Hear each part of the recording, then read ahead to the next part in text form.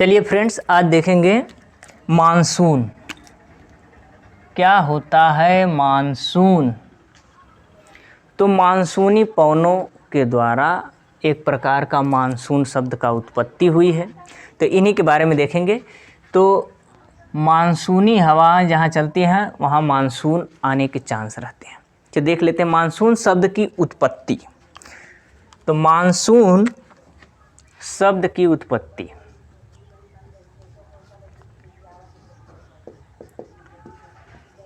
जो आपका मानसून शब्द है, इसकी उत्पत्ति कहाँ से हुई है, पहले तो यही चर्चा का विषय है। तो मानसून शब्द जो है आपका, इसकी उत्पत्ति अरबी भाषा के मौसम शब्द से हुई है। मानसून शब्द की जो उत्पत्ति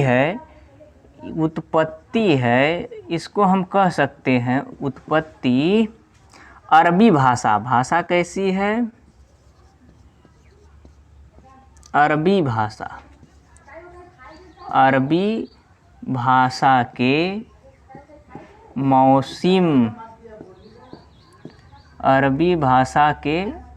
मौसम शब्द से इसकी उत्पत्ति हुई है। अच्छा, मानसून कहेंगे किसे? तो जहाँ पर आने और जाने का रास्ता फिक्स हो, या हम कहें मानसून के आने और जाने का रास्ता फिक्स हो। क्या कहेंगे हम? मानसून के आने प्लस जाने का रास्ता फिक्स हो।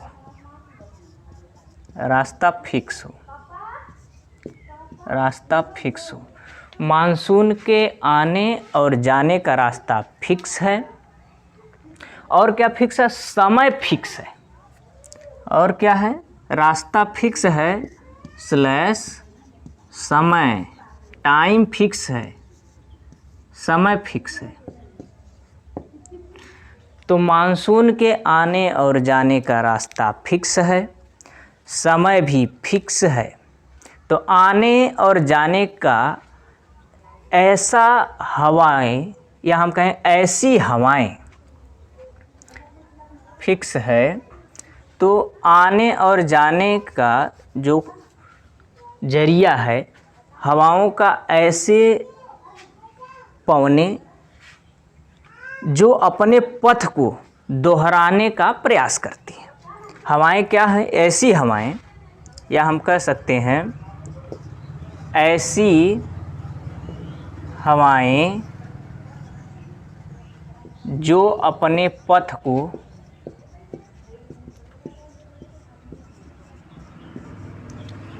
दोहराने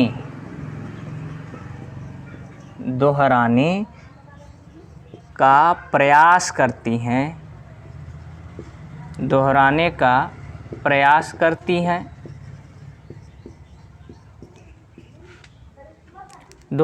प्रयास करती हैं तथा तो जब इस प्रकार की यदि दोहराया जाता है, कोई हवा बार बार उसी पथ को दोहरा रही है, तो उसे हम कहते हैं आवर्ती गति। हवाओं की एक गति होती है, उसे हम कहते हैं आवर्ती गति। तो जब किसी स्थान पर आवर्ती गति होती है तो समझ जाना कि मानसून है। तो हम कह सकते हैं मानसून एक आवर्ती पवन है। मानसून एक आवर्ती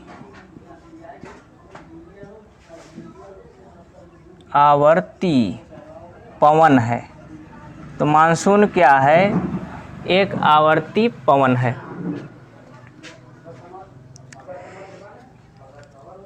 इसके दिशा में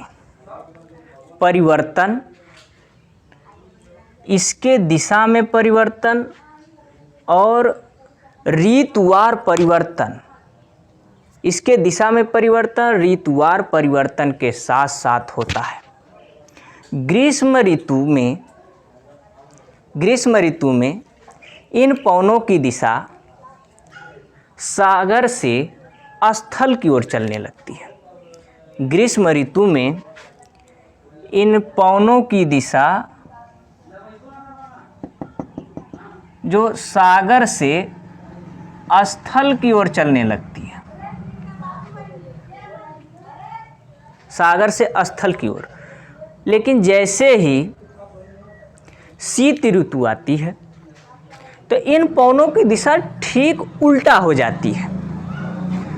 इन पवनों की दिशा उल्टा हो जाती है तो ये हवाएं शीत ऋतु में, ये ग्रीष्म की हालत ऐसी होती है और शीत की हालत कुछ इस प्रकार से, ये स्थल है, ये सागर है, तो स्थल से हवाएं सागर की ओर चलने लगती हैं।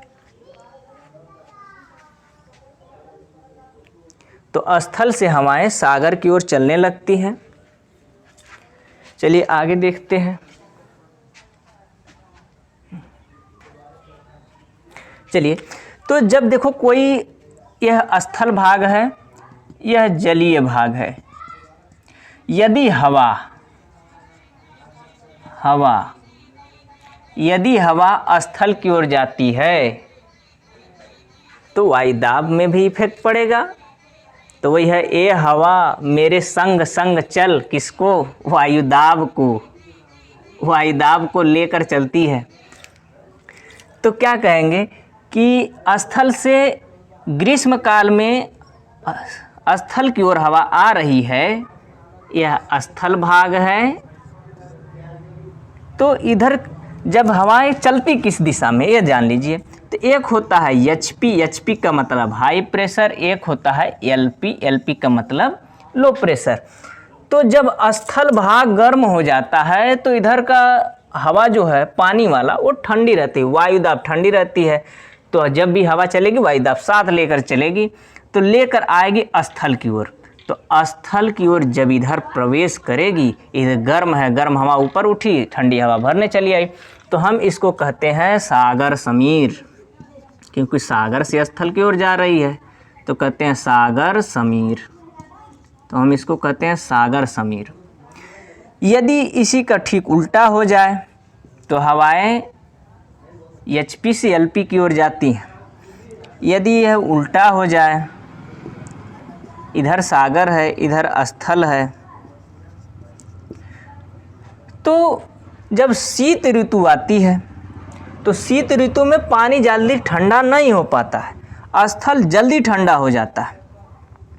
यदि स्थल जल्दी ठंडा हो गया तो जब हवाएं स्थल से सागर की ओर चलेंगी, जब हवाएं स्थल से सागर की ओर चलेंगी तो हम इसे कहेंगे स्थल समीर। एक कॉन्सेप्ट क्लियर होना चाहिए क्योंकि समीर का योगदान मानसून में होता है। तो जब हवाएं स्थल से सागर की ओर तो स्थल समीर, जब सागर से स्थल की ओर तो सागर समीर। तो यह दूसरे प्रकार इधर देखे हमने, इनका भी योगदान है। आगे देख लेते हैं। तो इस प्रकार मानसून सागरीय एवं स्थल समीर का एक बृहद रूप है। तो हम कह सकते हैं कि जो मानसून है, जो सागरीय मानसून है, इस प्रकार का मानसून, इसमें दो ठो योगदान महत्वपूर्ण देते हैं, एक सागर एक स्थल। तो मानसून एक आवर्ती पवन है, उसी के बारे में चर्चा कर रहे हैं। मानसून की विधि देख लेते हैं।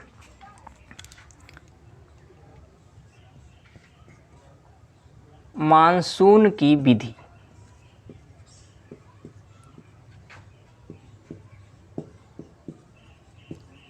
मानसून की विधि। तो मानसून की विधि समझने से पहले मानसून चक्र समझ लेना अति आवश्यक है। मानसून चक्र समझ लेना अति आवश्यक है। मानसून चक्र,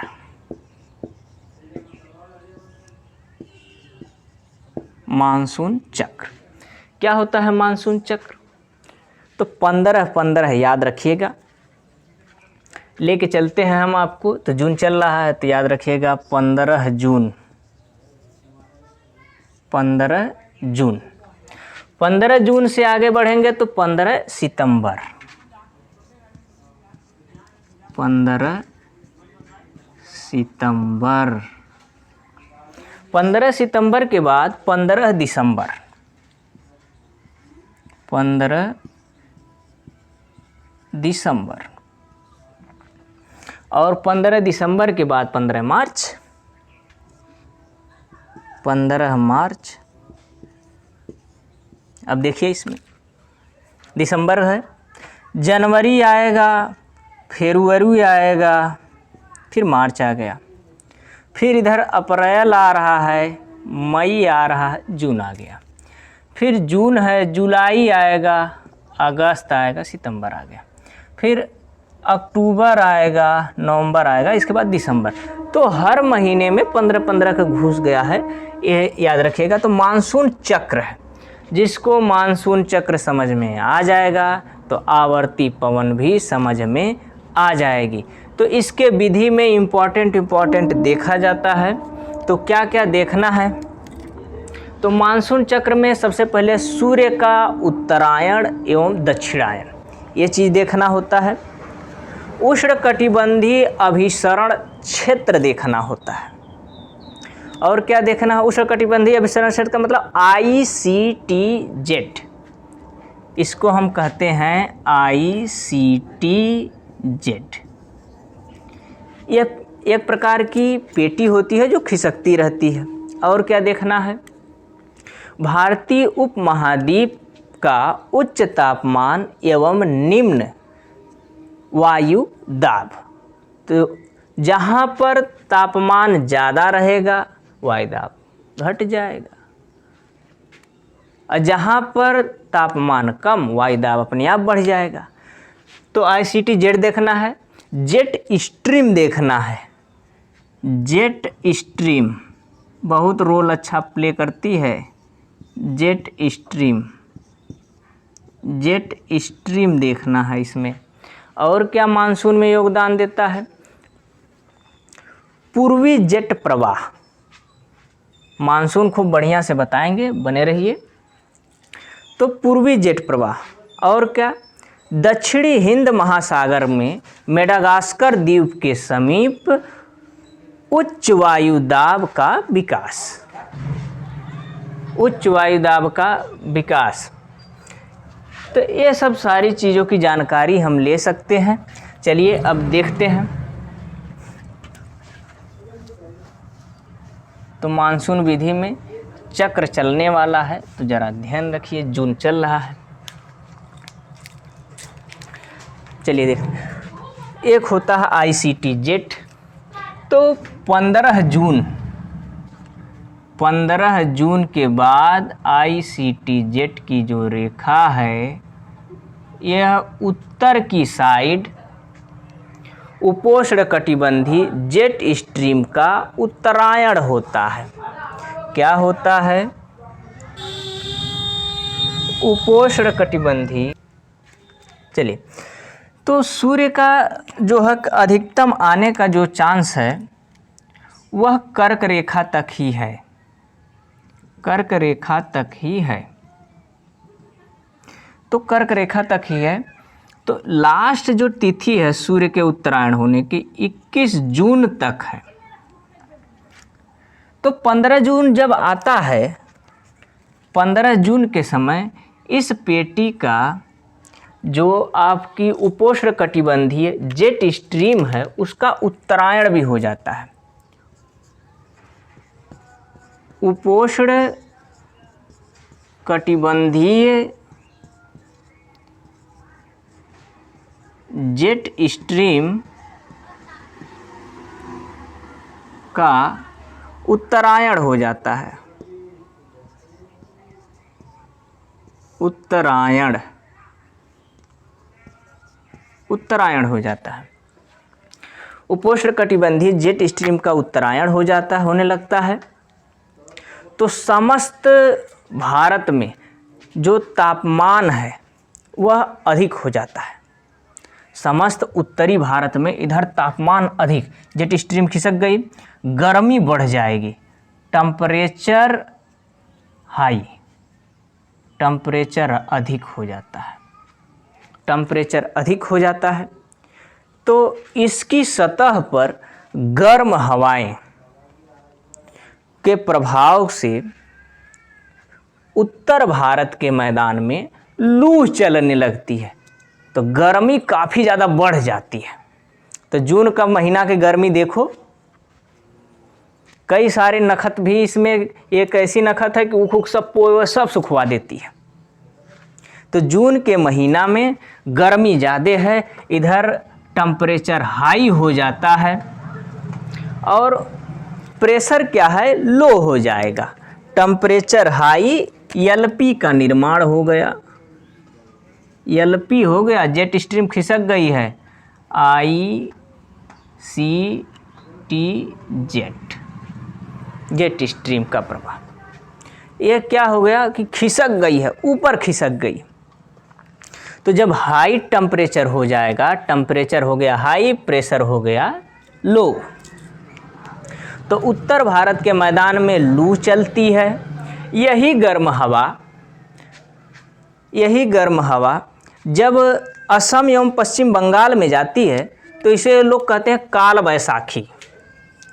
असम और जब पश्चिम बंगाल में जाती है, यह असम के साइड और यह पश्चिम बंगाल के साइड, तो जब यह हवा इधर बहती है तो लोग इसको कहते हैं काल बैसाखी। उत्तर भारत के मैदान में क्या कहते हैं, लू कहते हैं। उत्तर भारत के मैदान में लू कहते हैं, लू। असम प्लस पश्चिम बंगाल, पश्चिम बंगाल काल बैसाखी कहते हैं, काल बैसाखी मतलब गर्मी बहुत ज़्यादा बढ़ा देती है, गर्मी बहुत ज़्यादा बढ़ जाती है तो काल बैसाखी कहते हैं। कभी कभी यह गर्म हवाएं संवहनी तरंग के रूप में ऊपर उठती हैं। कभी कभी यह हवाएं क्या करती हैं कि संवहनी तरंग के रूप में ऊपर उठ जाती हैं, मतलब गर्म हो गए ऊपर उठ जाती हैं, ऊपर उठ जाती हैं, जिससे संवहनी वर्षा होती है। तो जब ये गर्म हवाएं ऊपर उठती हैं तो कभी कभी संवहनी वर्षा होने लगती है। मानसून आने से पहले छीटा छीटी या बौछार के रूप में, मानसून आने से पहले छीटा छीटी या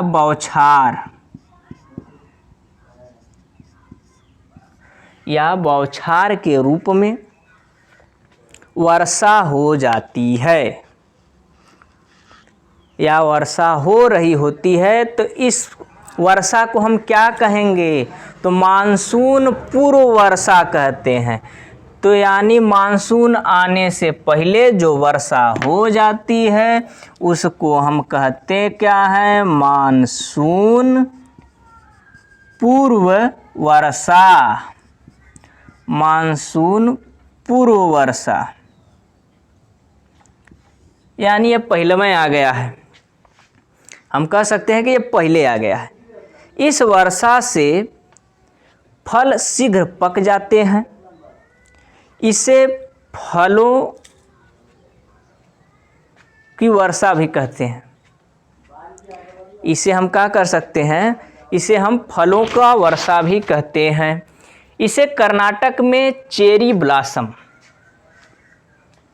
इसे हम कर्नाटक में, यह देखो तुम्हारा कर्नाटक, यहाँ वर्षा होती है, तो जब ये वर्षा हो जाती है तो हम इसे क्या कहते हैं, cherry blossom, cherry blossom. Karnataka में हम इसको कहते हैं चेरी ब्लॉसम या चेरी ब्लाज्म भी कहते हैं, ब्लॉसम या ब्लाज्म, चेरी ब्लॉसम या चेरी ब्लाज्म। तो कर्नाटक में चेरी ब्लाज्म कहते हैं या चेरी ब्लॉसम कहते हैं। केरल में इसे, बगल में है नीचे, यह केरल में इसे मैंगो सावर कहते हैं। केरल में इसे हम क्या कहते हैं, मैंगो सावर कहते हैं, या इसे हम कहते हैं आम्र वर्षा। आम को पकाने वाली ही तो है, आम्र वर्षा, आम्र वर्षा।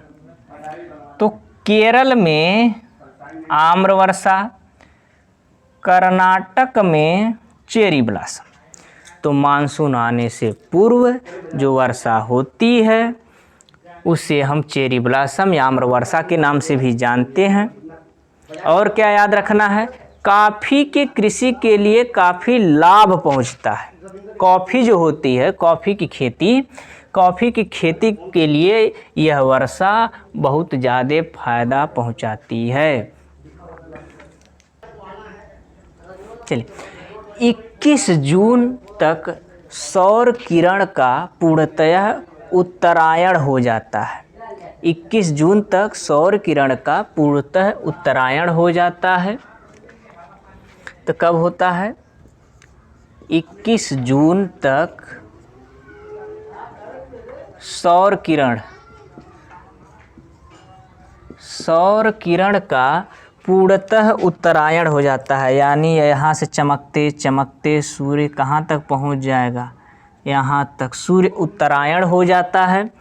15 जून तक यहाँ अरावली पर्वत श्रृंखला में 15 जून तक यहाँ अरावली पर्वत श्रृंखला में एलपी का निर्माण हो जाता है, लो प्रेशर का निर्माण हो जाता है।